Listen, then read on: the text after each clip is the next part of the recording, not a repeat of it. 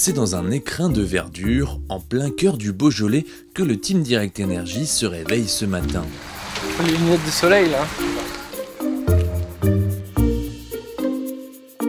Le soleil étant de sortie, les conditions sont donc idéales pour cette dernière étape de plaine, synonyme de dernière chance pour le train jaune et noir. C'est une arrivée un peu tortueuse, comme je les aime bien, il va falloir être très agile sur le final, donc c'est quelque chose qui me correspond bien. Après on a une longue journée avant avec beaucoup de difficultés, donc je ne sais pas comment l'équipe va s'articuler, mais en tout cas oui, moi je suis très motivé pour faire un résultat aujourd'hui, c'est ma dernière chance clairement, donc bon voilà, je vais faire le max aujourd'hui.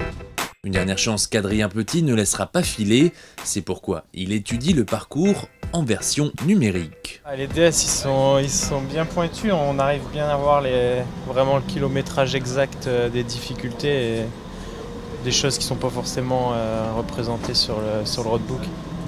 Donc ouais, non, c'est sûr que là on a tout un détail et on sait vraiment où on part, quoi. On part vraiment pas dans l'inconnu et je sais les endroits où il faut vraiment se dépouiller pour basculer et où derrière on aura des périodes un peu plus tranquilles.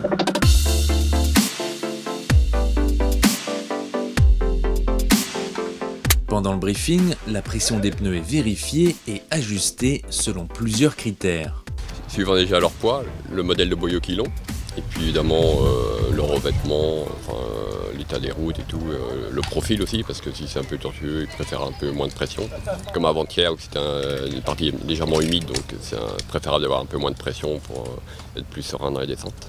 Brian Coquard a choisi une pression avant de 6,2 bars et 6,5 bars à l'arrière. C'est une autre pression que subit Blaise au quotidien, celle de la compétition, et pour lutter contre, il a succombé à la mode du hand spinner. Oui, on est dans un taf où il y a pas mal de pression et de stress et j'ai trouvé que c'était le seul moyen de me détendre. À quelques minutes du départ, Lilian Le Breton s'adonne à une pratique plutôt originale. Je fais un transfert d'énergie, c'est la dernière chance pour le coq aujourd'hui. C'est bon. C'est parti. Espérons que les envoûtements du directeur sportif seront concluants. Rapidement, 4 hommes prennent un bond de sortie. Malgré leurs 5 minutes d'avance, le peloton parvient à revenir sur les échappées dans les 10 derniers kilomètres. On se profile donc vers un sprint massif. Et à ce jeu, c'est Bauhaus qui gagne aujourd'hui. Brian Coquard et Adrien Petit terminent respectivement à la 3e et 4e place. 3. Putain, je pense qu'on fait 3 et 4. Non, bah ouais, en fait je lance au dernier moment. Mais... Ouais. Fais mon sprint en bas. On pourra dire à Baba que j'ai jeté le vélo quand même aujourd'hui. Je suis brûlé par la roue arrière ici. Je suis vraiment pas passé loin. J'ai fait un beau sprint, j'ai bien jeté mon vélo, mais ça n'a pas suffi cette fois.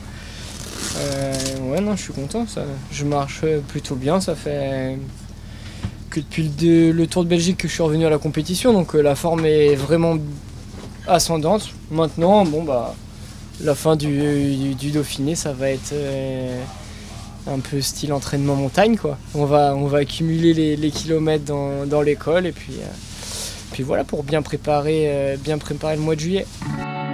Demain, la haute montagne entre dans la danse avec le col du Mont du Chat, classé en hors catégorie, 147 km réservés aux grimpeurs, à moins que certains baroudeurs y trouvent un terrain de jeu idéal.